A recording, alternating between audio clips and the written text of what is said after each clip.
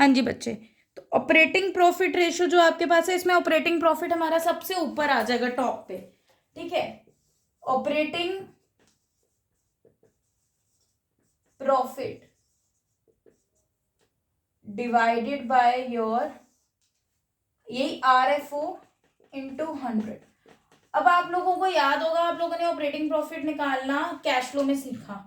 उसमें हमने कैसे सीखा ऑपरेटिंग प्रॉफिट निकालना, जो निकालते थे operating profit before working capital changes, वो कैसे होता था। यहाँ लिखते थे net profit before tax extraordinary items, before tax extraordinary items, ठीक है, समझ आना।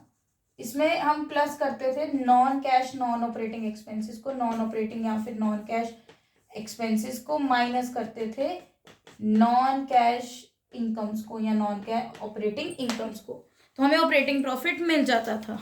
ठीक है जी, यहां तक समझ आया आप लोगों को?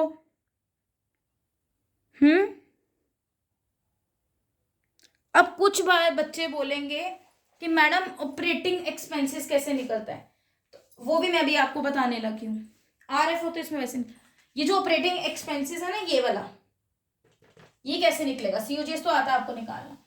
ऑपरेटिंग एक्सपेंसेस निकालने का भी फॉर्मूला यार आप लोग देख ही लो। आई डोंट वांट कि आप लोग एक भी चीज छोड़ो, जितना हो सकता है मैं आपको क्विक रिवीजन देने की पूरी कोशिश कर रही हूँ, तभी शॉर्ट क्लिप्स बना रही हूँ कि आप लोग फटाफट सुनो 2x की स्पीड में और जाओ, ठीक है, एग्जाम देने।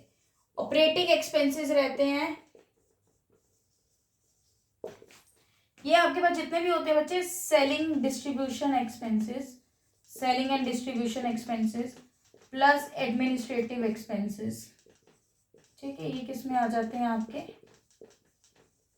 ऑपरेटिंग एक्सपेंसेस में, ठीक है।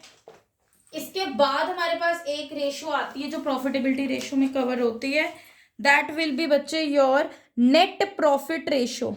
ये हमने पढ़ ली शायद, नेट प्रॉफिट रेशो।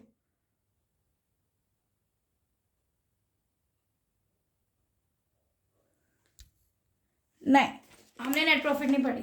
अब हम लिखेंगे यहाँ पे another one is your net profit ratio. तो नेट प्रॉफिट रेशो में बेटा क्या करोगे, नेट प्रॉफिट आफ्टर टैक्स, जो भी आपका नेट प्रॉफिट टैक्स के बाद निकलेगा ना, net profit after tax, before कहाँ लेना, वो आपने ICR के फॉर्मूले में लेना है, जो PBIT निकालते हो वहां पे, डिवाइडेड बाय व्हाट, आपका अगेन वही डिनोमिनेटर तो सबका सेम रहने वाला, RFO, ठीक है जी, revenue from operation, revenue from operation into फॉर्मूले का 100% निकालना। तो नेट प्रॉफिट निकालने के बेटा आपके पास एक फॉर्मूला तो आप लोगों ने पहले ही पढ़ा हुआ है 11th में, वो बताओ क्या होता है। जो अभी ट्रेडिंग अकाउंट से मैंने ग्रॉस प्रॉफिट का बताया, वैसे तो निकलता है नेट प्रॉफिट का भी। जब हम ट्रेडिंग अकाउंट से ब्रॉट डाउन करते थे उस बैलेंस को प्रॉफिट लॉस अकाउंट में, तो वहां प्रॉफिट लॉस अकाउंट में क्रेडिट साइड जाता था by gross profit account brought down, ठीक है। वहां से हम ग्रॉस प्रॉफिट लेते थे, उस ग्रॉस प्रॉफिट में हम प्लस करते थे अगर कोई भी काइंड ऑफ हमारे पास इनडायरेक्ट इनकम्स होती थी, वो प्लस करते थे हम लोग, ठीक है जी। माइनस कर देते थे हम लोग इसमें से इनडायरेक्ट एक्सपेंसेस को, जितने भी होते थे, हमारे पास नेट प्रॉफिट निकल के आ जाता था, that's it. Last one is your ratio that covered under profitability ratio is return on investment or return on capital employed ratio. The utmost important ratio that's having higher chances of coming in your exam is this one, return on investment or return on capital employed ratio.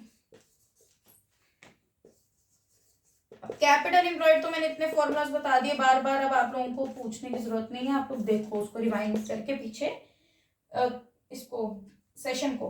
तो यहां पे आएगा profit before tax interest and dividend, ठीक है जी, divided by capital employed है फॉर्मूले में, तो कैपिटल एम्प्लॉयड लोगे इनटू फॉर्मूले का 100। और प्रॉफिट बिफोर टैक्स कैसे निकलता है बताया शायद आपको मैंने बिफोर, अभी बताया था ना पीछे, बिफोर ICR में आपको PBIT, टैक्स प्लस करोगे इंटरेस्ट को प्लस डिविडेंड प्लस, तो आपको मिल जाए, ठीक है। That's all for today guys. पढ़ो यार आप लोग। डन।